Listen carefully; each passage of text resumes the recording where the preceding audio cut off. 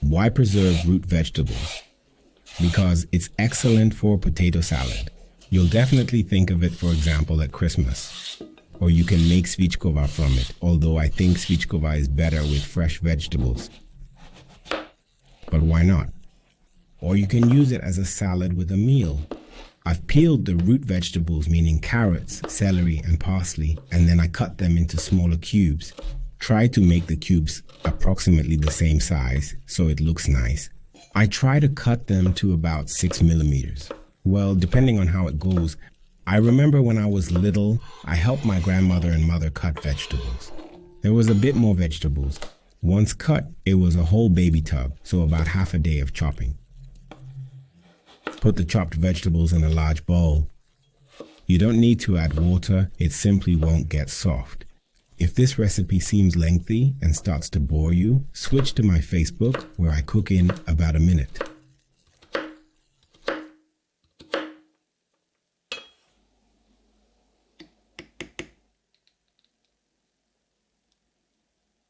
Today, I'm preserving excellent root vegetables, for example, for potato salad.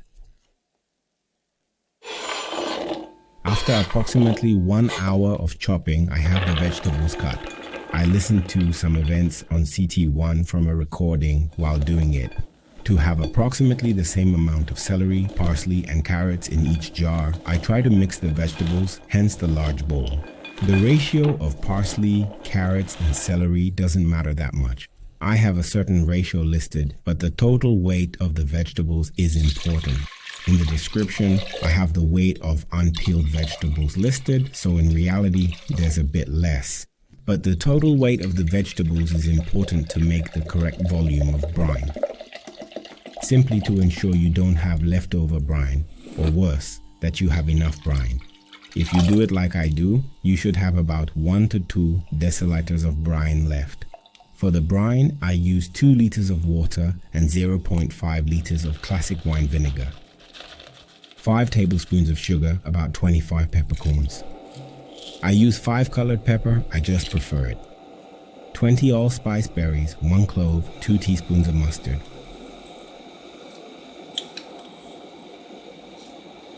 5 bay leaves, half a teaspoon of coriander, 2 teaspoons of salt, and about 6 juniper berries. Great, I stir the brine and cook for 5 minutes under a lid.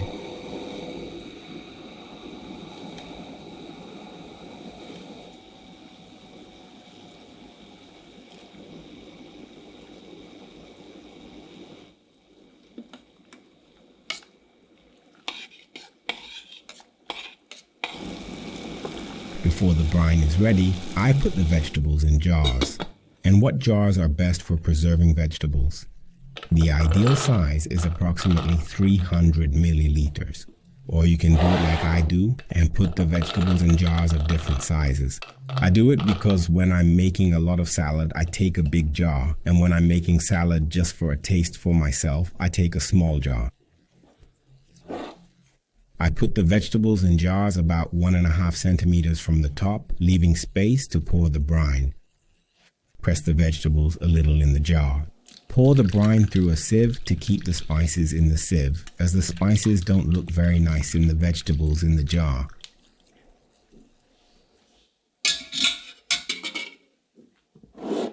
I see, I'm pouring it next to it. Well, I'll have to wipe it later.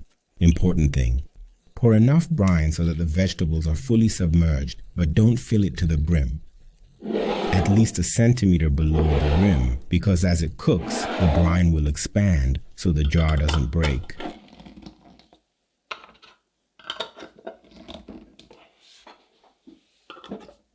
Seal the vegetables with lids and we can finally start preserving. The usual, I have the preserving pot at the cottage, so I take the largest pot I have at home.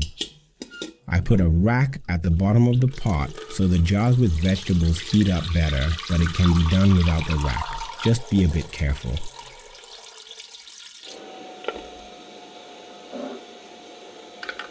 I fill the jars with water up to about 3/4. And now the most important part. Heat everything to 90 degrees. And as soon as it reaches 90 degrees, start timing. Cook for 15 minutes. It's important to keep the temperature at 90 degrees Celsius. This means you have to lower the heat a bit and keep an eye on it now and then.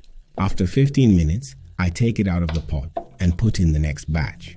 Because I miscalculated, I need to add more water so that the jars are submerged up to 3/4. And of course, I cook the larger jars in a taller pot.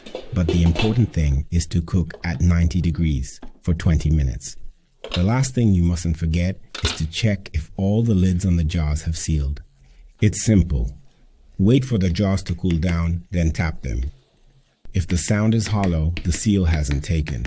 Tighten the lid again and cook it for a bit longer. Or, like I do, I just eat it quickly. Friends, I wish you bon appetit, and I'll see you next time for more cooking, which I'm already really looking forward to today.